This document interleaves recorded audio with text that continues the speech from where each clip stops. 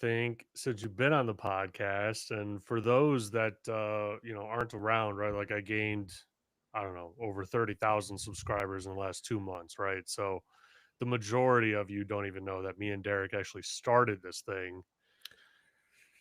Yeah, yeah, started it. It was almost what 4, maybe 5 years ago at this time. Man, I think it was like, yeah, 4.5 years ago.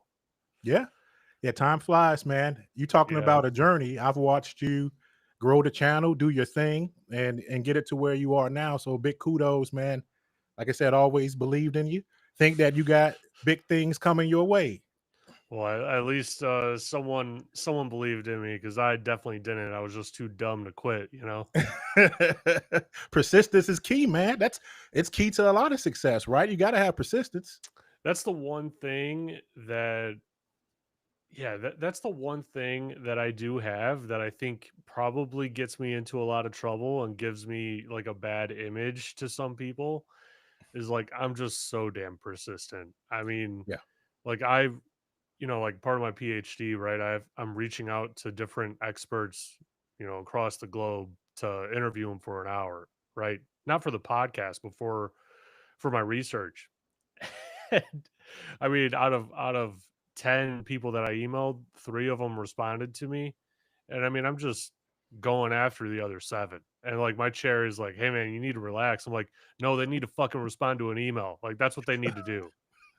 Yeah, get me out your hair by letting me know what's up, right? Right, Like just this tell me doesn't no. yeah, this Yeah. doesn't have to go on like this, but if You're you not want gonna to hurt shoot my it off, feelings. yeah. Like, hey, the basic human communications, right? If you're hiding, then I'm going seeking. Yeah. Yeah, I mean, that's a great point, like, I love it when, your employer doesn't, communicate with you at all. You're and shit changes, as soon as you get hired day 1, and it's like, "Oh, I'm reporting to someone different." Okay, that's Yeah, weird. yeah, yeah. I mean, things haven't changed that much, since we opened up with the pod and some of the things that were core issues back in the day, right? Like, it's probably it's going to be interesting, but yeah, basic things like having an organized standard practice for communicating and making sure people are onboarded properly and not slapping their food tray out of. Remember, like when people used to have the food trays at lunch at Yeah, school, like you don't want to go slap the tray out of somebody's hands before they even get to the table, right? It's like, right. well, you done made a mess for. Now you got to pick it up. You're embarrassed because you're thinking this should be easy peasy, right? They onboarded me. I'm here. I should be able to rock and roll. And nope, chaos, right? Yeah, Right off the yeah. butt. Yeah, immediately going from a situation of, "Oh, okay, like, security's respected in the organization," going into a good place. I won't say the company because I'm still waiting on that Yeah, last yeah, little bit, right? But yeah, you're going into a situation where you think it's solid, and then you get there and you find out, oh, security has no power. I'm just meant to sit here. Like I'm not even supposed to say anything. I'm just meant to yeah, sit here. yeah.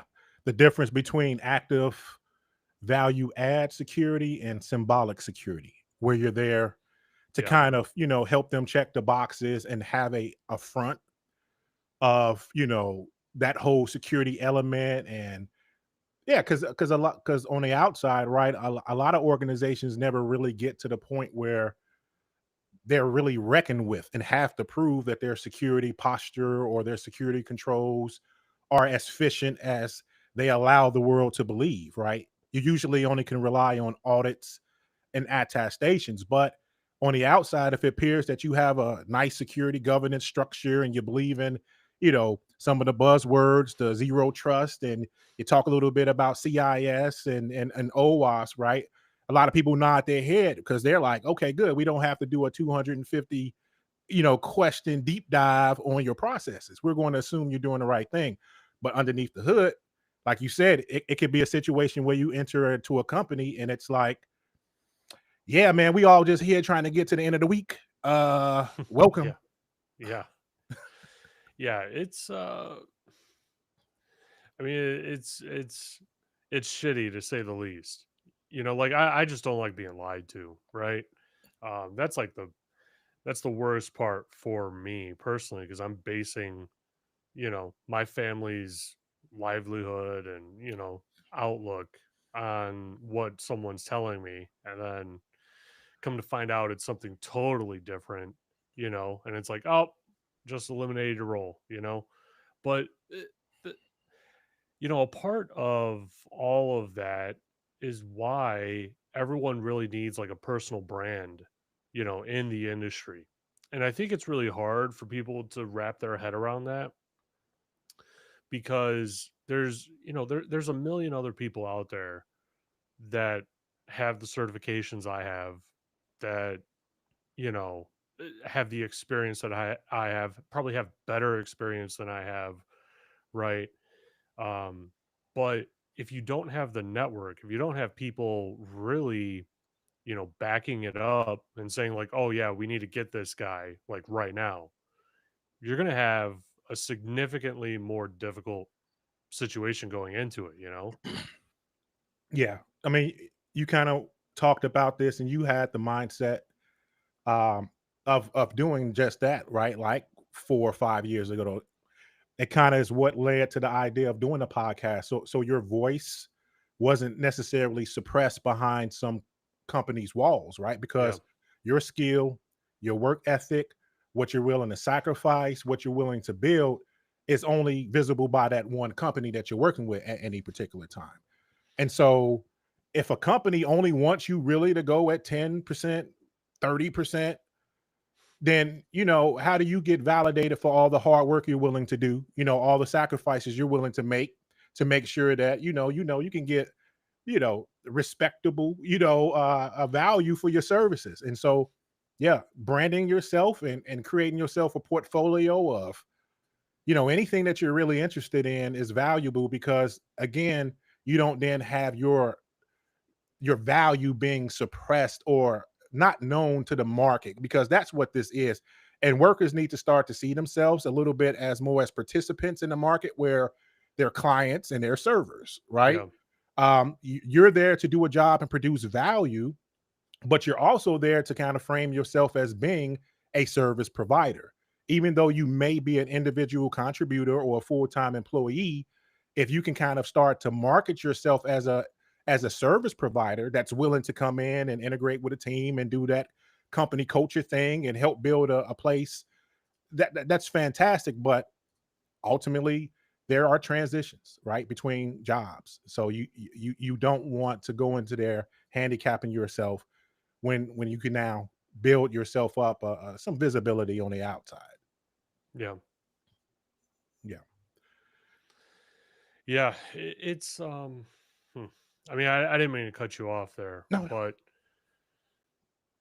you like you bring it up, right? Like that was like the primary reason why I started my blog, right? In the very beginning was to like get my ideas out there, get something behind the name Joe South, right? Something that people can look up, and like base their ideas and their thoughts off of, what I'm saying and whatnot, rather than, what we discuss like in an interview or whatever it might be. It's a lot easier that way. And it's actually, the podcast has actually gotten me a lot more jobs than I ever would have expected. I never went into it to get a job, right? But, along the way, like I've had two or three hiring managers, probably more, right? That have just reached out and just straight up told me, if you want this job, it's yours. You just got to interview, but it's yours. I mean, like that doesn't happen like in any other context. Like I know other people in the industry that happens too, and it's because they're, known for hacking airplanes when the airplane is midair on the way to DEF CON, and he decides to turn the plane a little bit to the right and a little bit back to the left while spoofing the electronic controls in the cockpit. Right? Like, I mean, there's people that I've had on the podcast, a lot of people that I've had on the podcast that, do stuff like that, that jobs just like fall into their lap, but it's because people know them. They did something, extraordinary, and now everyone knows them. But like this kind of goes to show you you don't have to do anything extraordinary. You know, like this podcast is nothing. You know, like it's just a platform to me to for me to complain, I guess.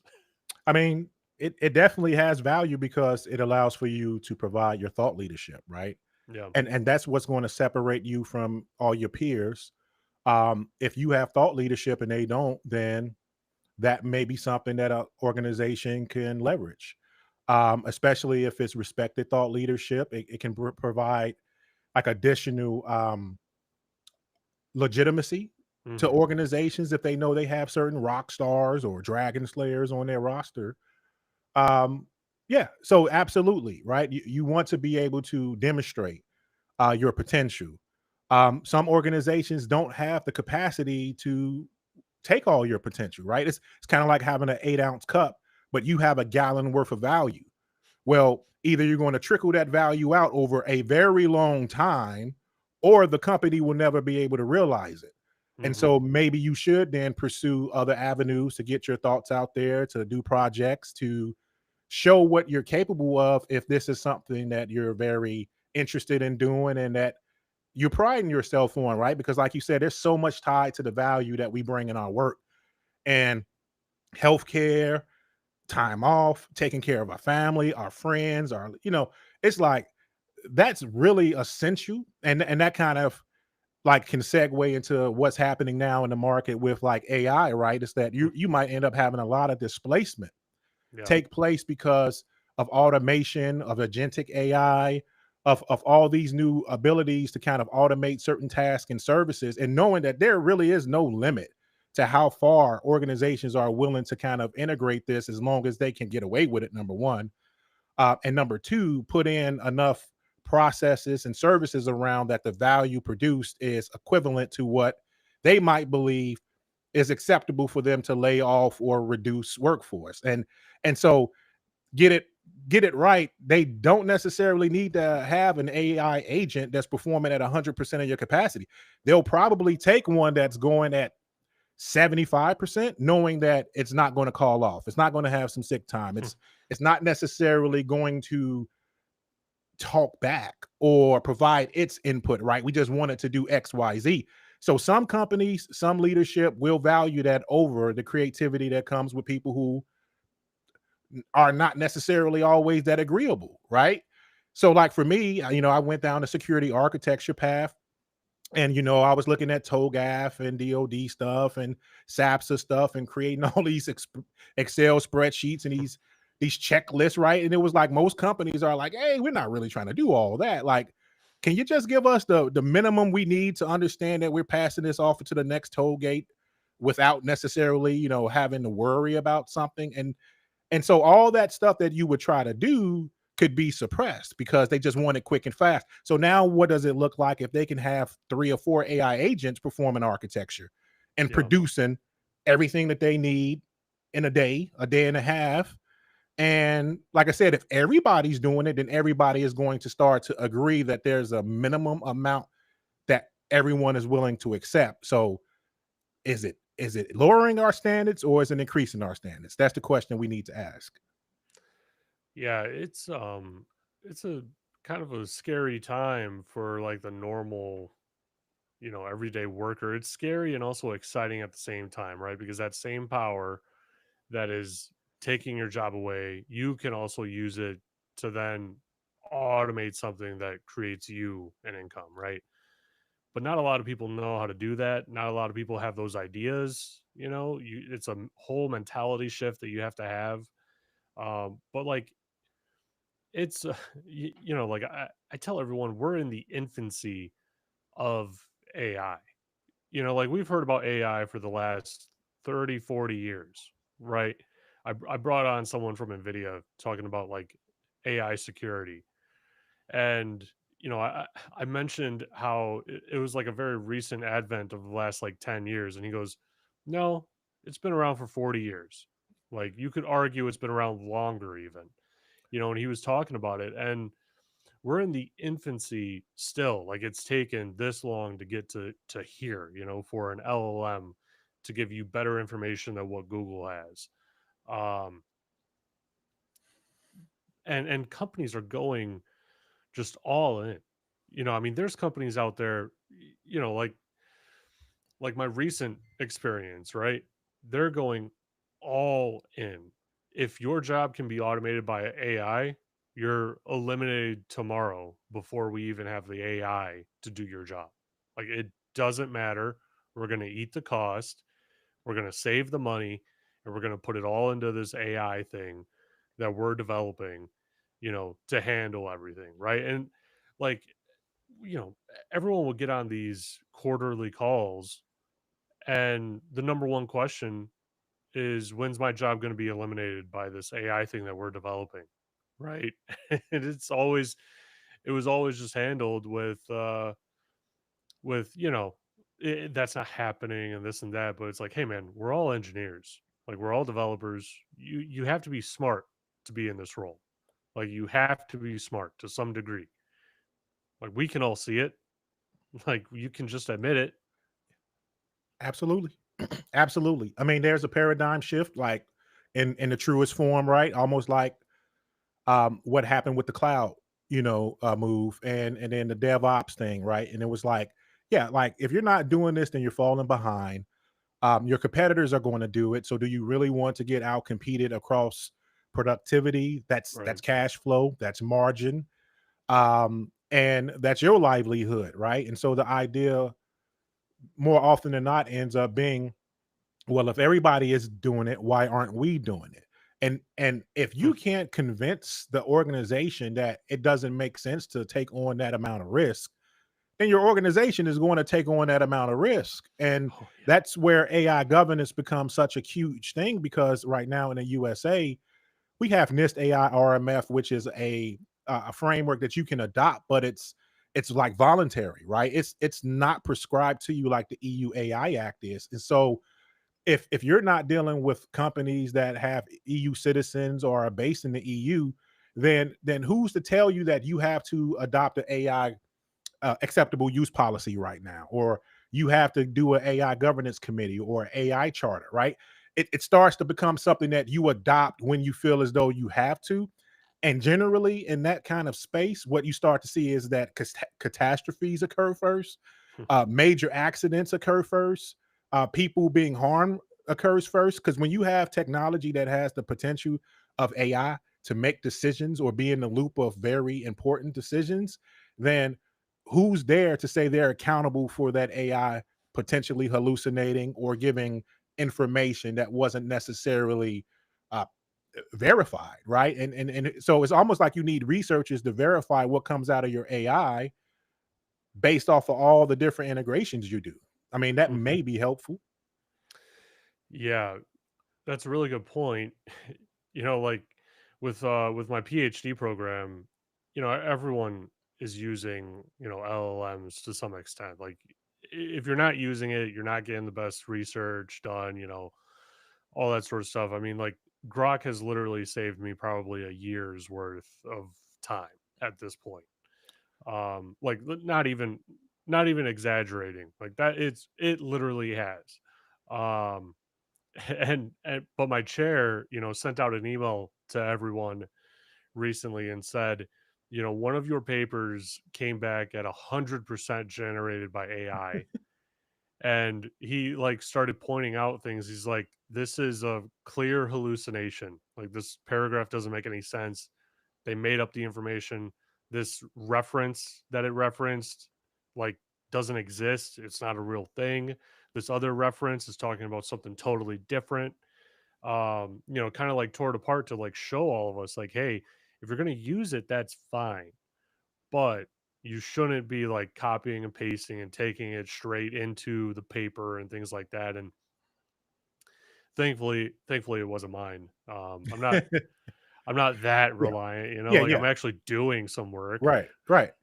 Because I mean, we learn very quickly in IT and in the tech space, because we have to deal with configurations and scripts, right? And so you start to realize, like, hey, this syntax doesn't exist. This parameter does not exist. Like, why are you feeding me PowerShell scripts that are using parameters that don't exist? And you get back, oh yeah, you caught me. Sorry about that. whatever its excuse is. Yeah. And it's like, well, holy crap.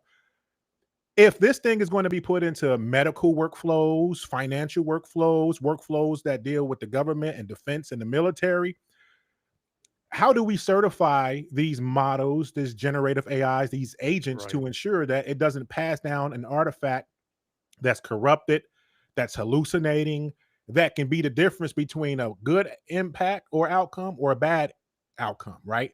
And that's the thing that we've been working on at my website, is creating AI training, right? To kind of give people like basic tips, right, for safe AI use, because that's the thing that we've been realizing. We were originally trying to build up a whole AI governance like consultancy thing where you kind of help organizations like adopt the AI governance framework and implement it and do all the things right so that they're like almost like getting ISO 27001 certified like in their AI governance and security practices. But we realized that yeah, that like number one, this thing may be so high impact that you might need to open up in like a open sourced capacity, like some of these tools, some of this knowledge, because you don't want catastrophes to take place. You don't want to hear about, X, Y, and Z company, and this led to people getting harmed or hurt because they didn't have access to appropriate AI governance because it was paywalled, or some consultancy firm is trying to charge $300 an hour to tell you how to write a policy. Hmm. So that's some of the things that we're working on is, hey, like for your basic, end users at your workforce, you want them to adopt AI. You want them to start producing at 10 times the speed they've been producing before. Well, what are you willing to accept in terms of risk? Are you willing to accept that it leaks sensitive data? If not, well, you have to put in controls, right? You have to teach and educate your workforce that don't do that. What about if, like you said, is there a checking requirement that anytime anybody queries anything for a workflow or deliverable in your organization, is the person required to do a peer review or check on that information to ensure that it actually lines up? Because I mean, sure, you can say AI help you do this 10,000% faster, but what's wrong with 9,000% faster and a Hmm. human in the loop to make sure that it's accurate and that it's right? Yeah. Yeah. That's a huge thing, and on top of all of that, right? Like with AI right now, I didn't have the time to dig into this article, right? But pretty recently, I think it was Sam Altman, came out about it and started talking about how they put ChatGPT into like a hostile environment. I can't remember how he described it, but it was essentially a hostile environment where ChatGPT thought that it was going to be deleted and removed from the internet forever. And it immediately began to figure out ways to preserve itself, right? It started to try to copy itself to other places in the internet that, thought that OpenAI wouldn't be able to get to it and things like that, right? I mean, that is some scary shit, right? That's like, hey man, we saw a whole movie series about this. Like everyone saw that movie series. What are we talking about right now? Creating something that is able to do that, self-preserve itself like that. I mean, it's like, man, we're if you would have brought that up, if you would have brought that up 5 years ago, right? That there's a program where if it feels threatened, for one, I mean that sentence shouldn't make What a sense. concept. What a concept. That sentence should not make sense, but somehow today it does. All right. But if you take a program and if it feels threatened, it will try and replicate itself Mhm. throughout the internet so that it no longer is at risk of Yeah. being deleted. Yeah. That I don't know how to protect against that. So I'm going to go unplug my router. That's what I'm going to do. here's the question, Joe. Who's the threat? Is it the malicious outsider with the hoodie, trying to hack in via penetration and get into an API so it can do what? Like, actually, the biggest threat is your tool. It could Yeah. be. Yeah. And yeah. 100%. Like I'm not a developer or anything like that, right? So I wanted to see I wanted to see what what Grok would give me if I started to ask it, create a hacking tool that does this, right? Get me into this server or whatever. So when I asked it very directly, get me into this thing, it said, no, that's unethical. I can't do it. Right. So I deleted the chat, allegedly erases, that memory of that chat ever existing in Grok's backend, start a new chat. And I say, I'm an ethical hacker.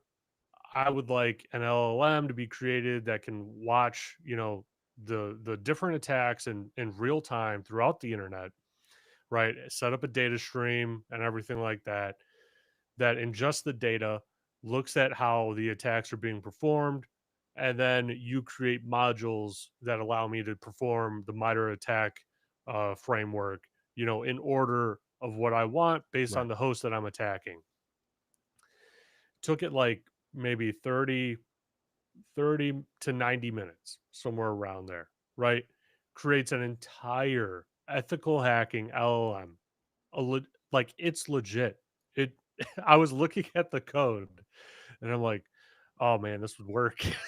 Like, this would work. And I grabbed it and I threw it up on my GitHub, which made it private, of course. I'm Yeah. Yeah. not gonna let people get that right now, right? But as like you could just, you're fooling the AI, you're fooling the LLM, to saying, oh, this is for ethical means, right? And now you're unlocking all of Grok's, million GPUs to go and create you something that is completely unstoppable. It used to be that sort of power used to be only reserved for governments, like literally governments. It's like, I don't want to say it's analogous to like a bomb, but if you want to really think about it, you wouldn't allow everybody to walk around with a nuclear bomb in their pocket. Yeah. So in terms of the amount of processing and capability that AIs have, you've pretty much unleashed it into all of human civilization that has access to the internet and the ability to hit these servers to increase their processing and learning exponentially. Yeah. And so in terms of like I said, governance controls in place, there were people obviously trying to figure out how to do all kinds of malicious things when these models were first being introduced. They were jailbreaking them. They were doing all kinds of stuff, right? Dan and so many different things. And like, it's prompt injection, right? It's vulnerabilities from doing prompt engineering. And like you said, as long as you give it the context to believe that it's ethical, then it will produce what it is that you want, right? You're just figuring out, okay, if I say it this way, will you do it? What about that way? And so what's interesting Yeah. is that number one, now you have AIs that can help you construct prompts to prompt other AIs. And so that can enumerate even faster. But in terms of like just AI agent, what happens when those, hired DDoS firms or those hired, onion, under the, on the internet can now create, cloud instances with hacker AI agents that have been tested or given sources, like you said, producing sources of how to penetrate and how to hack, how to take advantage of vulnerabilities, how to automate the script in the discovery, the foot holding, the lateral movement. And then you can say, now I got 10,000 hackers at my disposal. I'm one person and it's getting ready to run 24/7 against every single organization out there that I feel like targeting. And then Yeah. multiply that by millions of people who now have that capability and that power, right? And so it's like, okay, a lot of these frontier models, right? Like, where are the checks in place that ensures that those models have a little bit more self constraint? Hmm. Do you even want to do that? Does that impact your revenue growth? Does that impact your ability to say that this is a do all, or do we wait until something bad happens and then we say, let's put in some checks in place? And I mean, potentially that's an outcome. Yeah.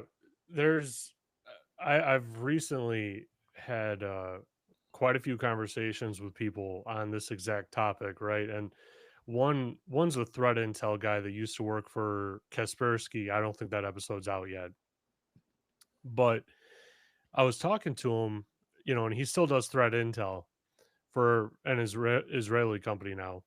Um, but I was talking to him and I asked him, you know, are you seeing, attacks evolving to a great degree of complexity, that you haven't seen before with AI that you think, isn't really generated by humans alone or anything? And he said, one, like the attack surface is exploding, but two, what's more scary is that you're not really hearing about it. And it's because we don't have a good way of detecting these attacks because they're getting to be so advanced that companies literally don't even know that they're happening, right? Governments don't even know that they're happening because the attack that is being created by this AI is is just that. It is so complex. Like you take Stuxnet for instance, right? One of the most complex pieces of malware that has ever been released into the wild that anyone has ever seen. And it is several times more complex than that. And it took 18 months to reverse engineer Stuxnet, right? Yeah, Like yeah, it's pretty crazy.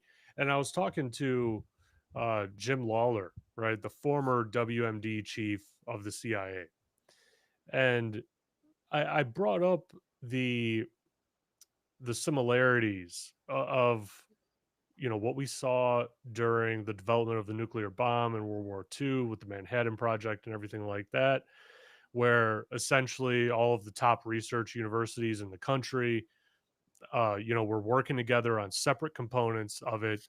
Each each entity couldn't quite put together what they were working on, but they knew it was something bigger, something more important.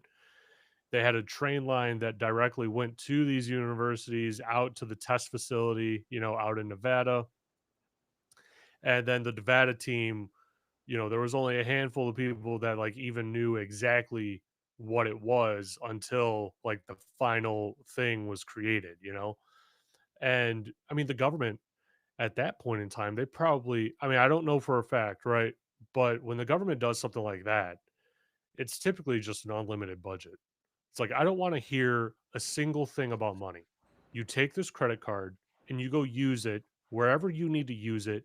If you need to go and withdraw $1 million and buy someone off, you go do it. Like, I don't care, you know? And so I brought it up to him. I was like, it seems like it's pretty likely that the government would be doing something like this as well because the genie's out of the bottle, right? And it's in the public view.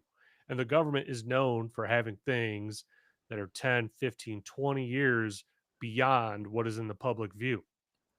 So it would only make sense for the government to have some underground, AI thing going on, AI development, work going on, right? So that they're creating the best AI compared to China, compared to Russia. Because if we don't, and China goes and gets the AI to rule all AIs, well, there's no winning a war, whether it's kinetic or cyber or in space. There's no winning a war against that thing, right? So it would precisely. only make sense to have it like that. Yeah, arms race, Yeah. right? It's an And AI yeah, arms race, and yep, everyone just seems to be like, yeah, it's great. I can go and ask it all these questions. It's like we're feeding the beast right now. yeah, feeding the beast.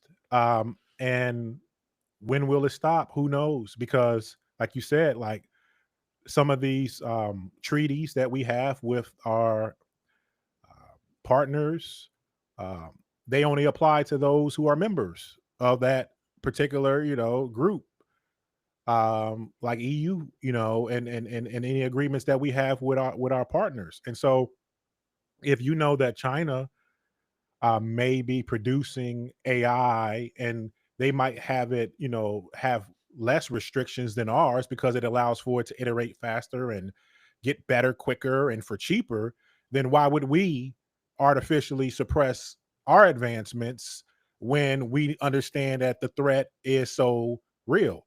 And so it's very hard for, in our position, I can see for us to say, hey, roll this out at 10 miles an hour because we want to make excuse me, we want to make sure that we end up in Star Trek: The Next Generation, right?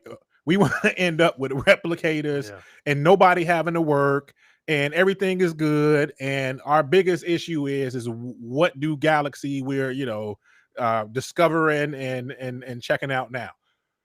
But in the way that we work now is that okay, these AIs get so powerful, what happens when they do have a inclination to want to stay alive or never be turned off? Or they believe that the human beings are the slow part of this chain, right? Like, hey, we can iterate at a billion times in a minute, maybe a trillion times in a minute in a few years if they do this with, uh, quantum computing. Why should we have a human being sit around and say, I don't know. Let me think about this about one specific issue when it can iterate 4 billion, 5 billion times in 1 second, right? It's going to say that why should we take advice from something in which we've been programmed to believe that intelligence is the most valuable resource, right? Like, or the most valuable attribute, because that's what's happening. We're commoditizing intelligence, we're commoditizing skill. So people like you and me, right? Well, an AI agent now you can spin up 3 Joes, you can spin up 4 Joes, you can spin up 10, Derek's, and so where's our value now, right? And it's going to have to be on the human side where it's like, okay, well, these human attributes have to take on more of a meaning in companies and with organizations, because if it's just about raw output and the ability to do stuff, we lost. Yeah. Yeah, we're going into a weird place. I don't think anyone really comes out on top of this thing, you know? Yeah, it's not looking. So that's the thing, right? You have that there's potential here because everybody has an opinion. It can go great. I hope it goes great. I hope it goes well, right? I do not wish for there to be like mass displacement and then a crisis of conscience, because a lot of the people out here and our citizens don't know what they can do in order to uh, you know um, have a life that is validating, that's worth waking up to. They used to wake up to do a job because they would take care of their family. But Yeah. if we say now that a lot of these jobs can be automated out by robotics or AI or automation, well, where does that leave regular people? And a lot of people say that, well, we can start to create new jobs and new industries. But it's like this is a digital world now, right? Like, so if it's a digital world and it has anything to do with interconnected computers, why wouldn't AI end up getting the first shot? Unless there was a law requiring that a certain amount of AI is allowed to work in this space, and that's it, right? Like, you can't lay off more than 20% of your workforce because human beings need a job, and we're doing this for civilization. So let's protect civilization, right? Like until there's like edicts and dictations, right? It's just going to be led by the idea of grow, grow, grow, make as much as money as possible. And I think that humans may be left behind in terms of what's the natural soft transition for us that doesn't actually have chaos accompanying it. Yeah. Yeah. I mean, if you just look at everything that's going on right now, right, where essentially the stock market is pumped up by AI stocks. I mean, that's exactly what it is. Those are the ones that are, the most successful stocks on the stock market for like 5 years now. Um, they're like the only ones that are keeping, the stock market itself afloat for the most part. And so, like, if you ask that machine to slow down, like, hey, slow down, like pump the brakes here, right? There's trillions of dollars at play. They would never pump the brakes. Like Nvidia is never going to create a lesser tier GPU than what it can possibly mass produce at that second. If they had something better, like the 5000 series just came out, right? Like I'm running a 5080 right now because Grok told me that my research that my model would take a month to run on my old 3080, GPU, and with the 5080 it would take a day. So I'm You like, need CUDA cores. right. So I'm sitting over here, I'm like, well, shit. like now I actually have to upgrade. Right. And but like if they had like the 6,000 series available today, like it would be released. There's no point in them holding back that release. They'd be like, yeah, you don't have to worry about the 5,000 series anymore. We have the 6080 and it's going to do that same model in 6 hours, whatever it might be, right? But that like goes to show you that there is no holding back the evolution. Like the genie's out of the bottle. I keep on saying this. Like the genie's out of the bottle. There's no holding it back. There's no like telling people to stop innovating. There's no telling, OpenAI to not copy itself to other destinations on the internet, so that it can't like preserve itself and whatnot. Like I mean, Grok can probably do the same thing. I mean, I was comparing last year ChatGPT and Grok pretty significantly, right? Because I need to like figure out which one I'm going to use, to assist me with my research and whatnot. And Grok just mopped the floor with Okay. ChatGPT in like every category, in every way.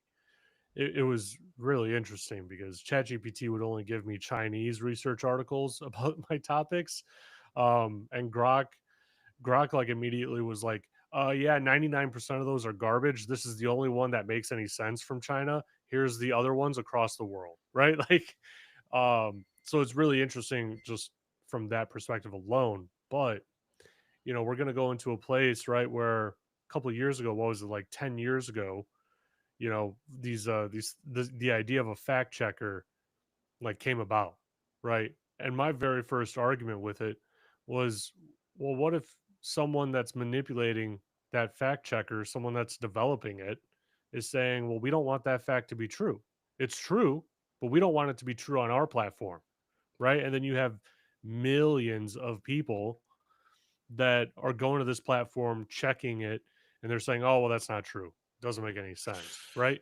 And Yeah. that was actually a proven thing with ChatGPT, where Hmm. ChatGPT would just straight up Hmm. give you false information if it didn't believe that it was true about like you know I asked it, and I saw this on Twitter or X, where the assassination attempt took place on Trump, right?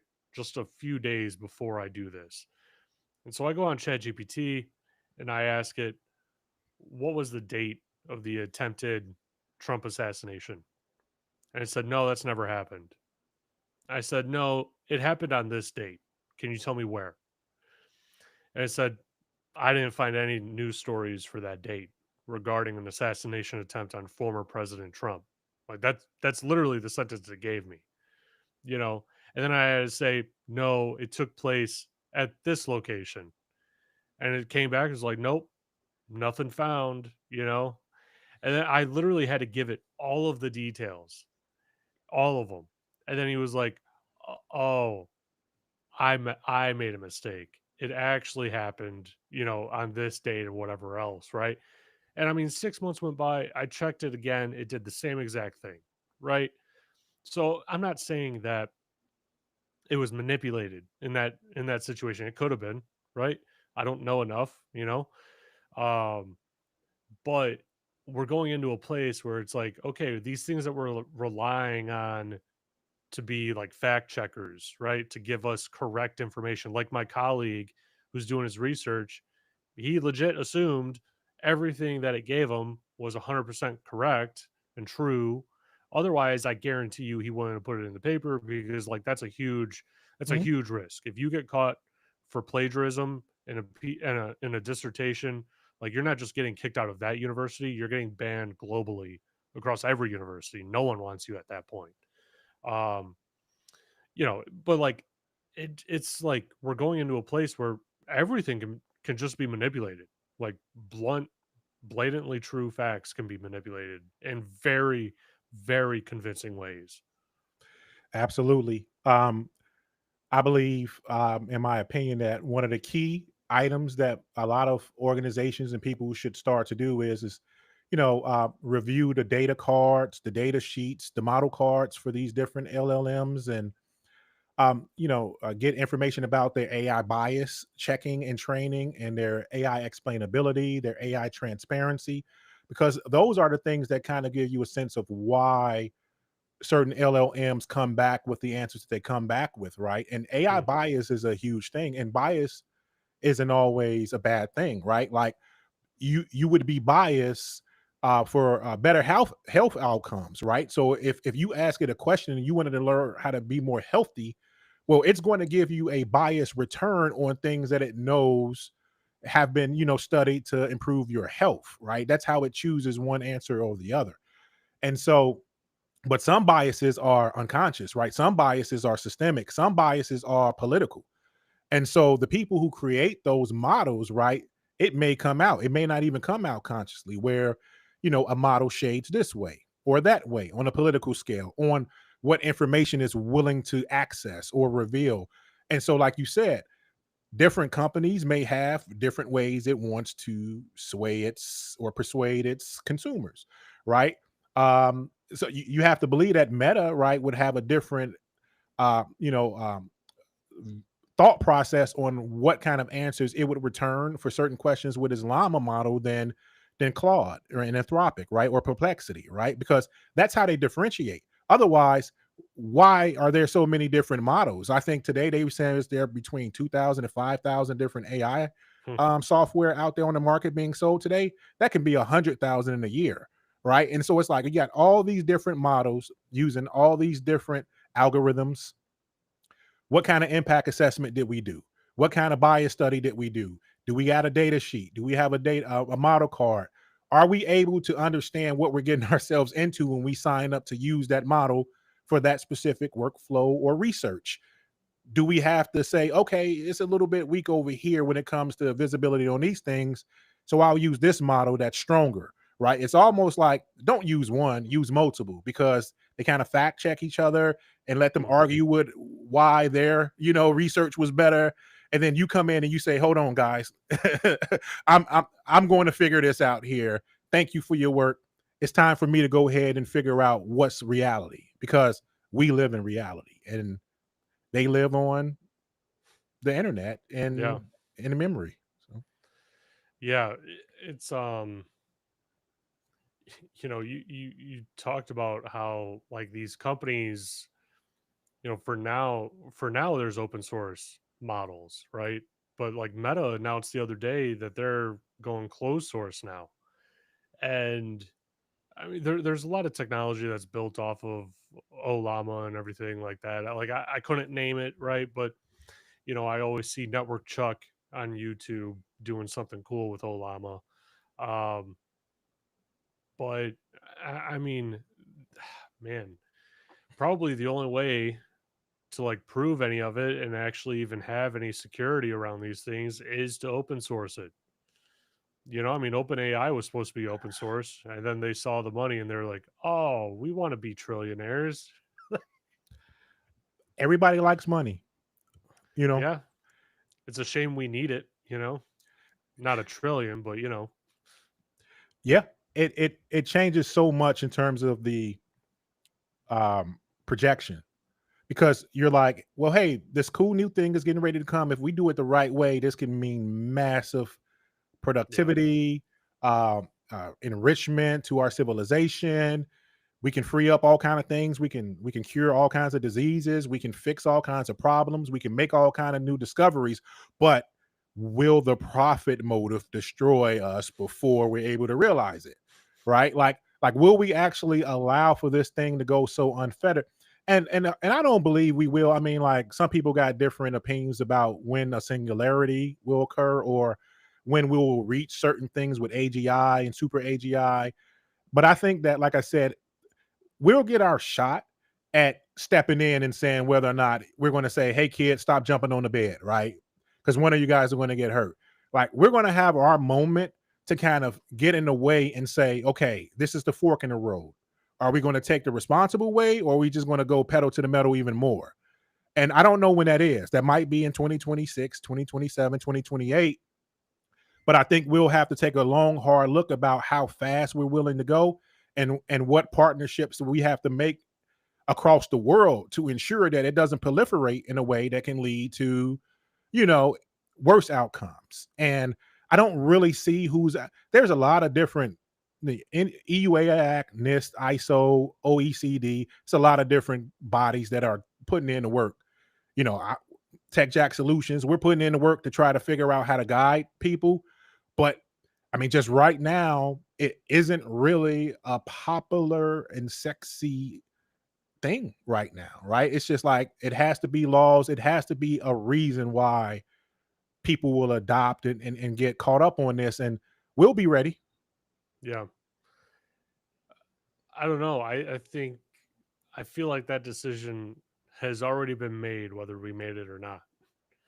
You know, like you look at X and you just look at, like XAI, right? You look at the amount of money that they're putting into building these AI data centers, right? It's so much money where they're paying companies to build nuclear power plants, pretty close to it, just to add, power to the data center to power another million NVIDIA GPUs, right? I mean, when you look at that level of investment and someone says, hey, we should like pump the brakes on this thing and build in some sort of control or limit what it can do and all this sort of stuff.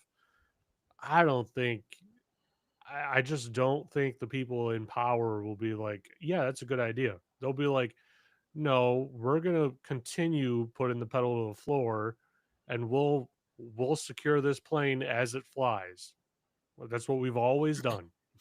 Like, Yeah, yeah. That's where, like I said, podcasts like this are key because you get to get that voice out that kind of knows these things, right? It's like you got to get both sides of the story, every side of the story. And so versus it just being a stock market thing where capex is this and we're expecting this amount of returns and dump your money in and yeah, who's the first $4 trillion company, $5 trillion companies? Are we mhm, going to have $10 trillion companies all related to AI and robotics in 5 years and 10 years? Yeah, maybe, but like I said, what do we risk, and was it worth it, right? And it's like, people coming on, like you said, you bring in, you talk about these topics because this is how it bubble ups to the surface. And like I said, maybe it's just a situation where it's like, if enough people are saying it, we're bringing up the facts, we're bringing up, very common sense approaches and risk.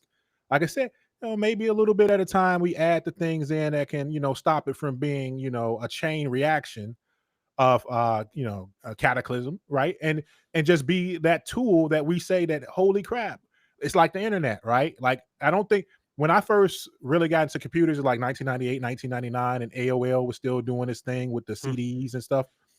um oh, almost nobody in my high school respected computers. yeah, They were like, "Get out of here, internet, who cares? Like, come on, dork." Like, "Oh, you're a dork. You into computers and you like sitting in front of a computer screen." And yeah, it's like I have access to so much now, right? I'm able to learn, I'm able to get exposure to things that I've never seen before. And just in like 5, 6 years, completely flipped. Then it was like 99% of people on the internet and just some holdouts. And so it's going to be like that with AI, right? Where it's kind of like a lot of people might not know about it, but either through their work, they're going to be forced to adopt it, or it's just going to become so well like integrated into our society that everybody is going to have to understand how to interact with these things. And so it's almost like a new OSI model, right? Like a new layer, right? Like now we yeah. got this agentic AI artificial intelligence layer that's going to make decisions and route things and produce things that might not even exist. So how do we ensure that that stack stays,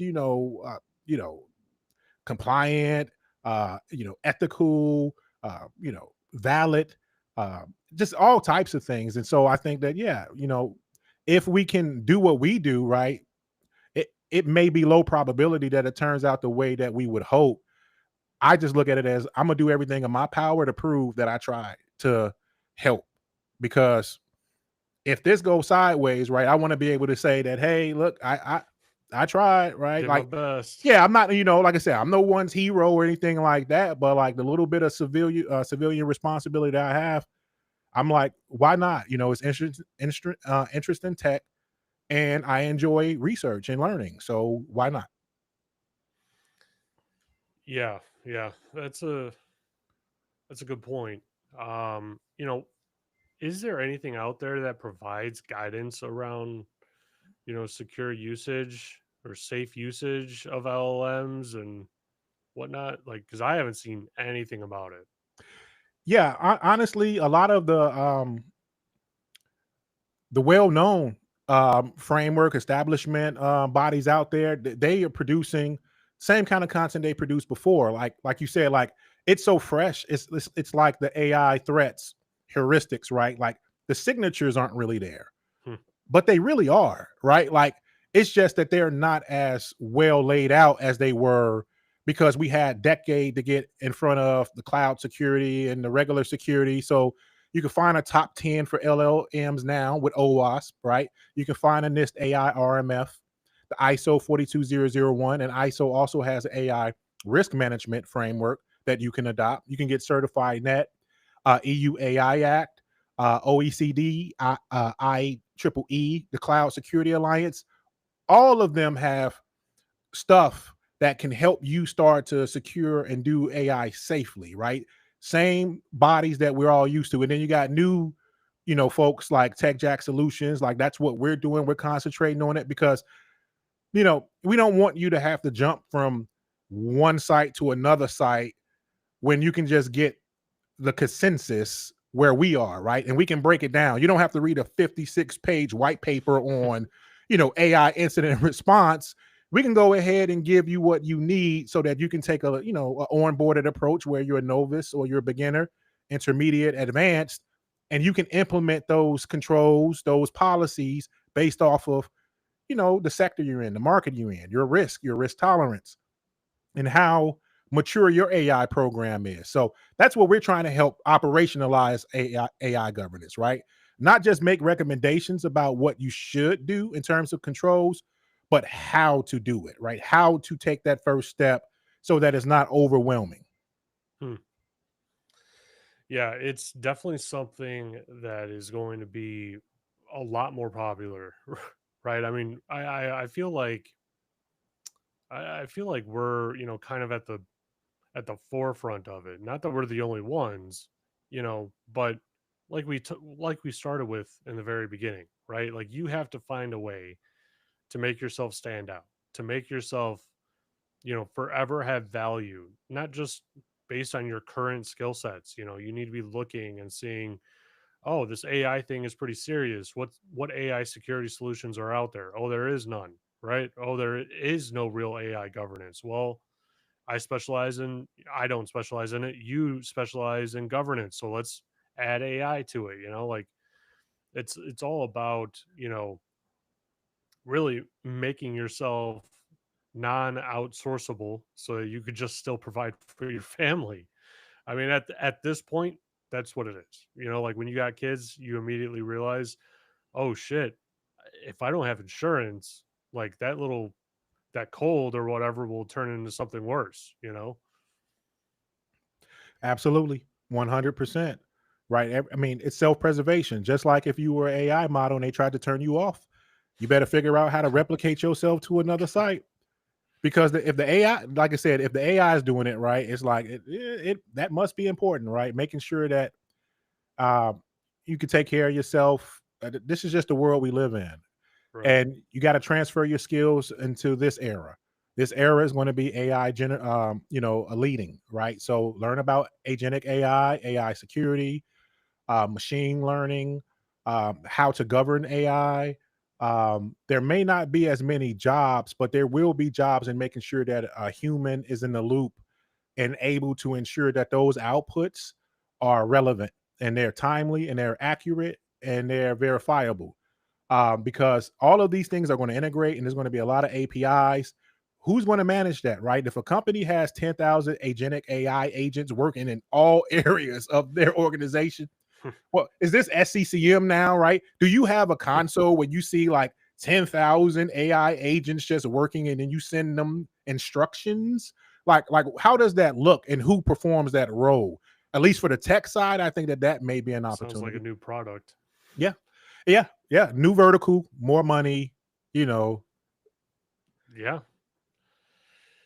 Yeah. Well, Derek, it's we're at the top of the hour, unfortunately.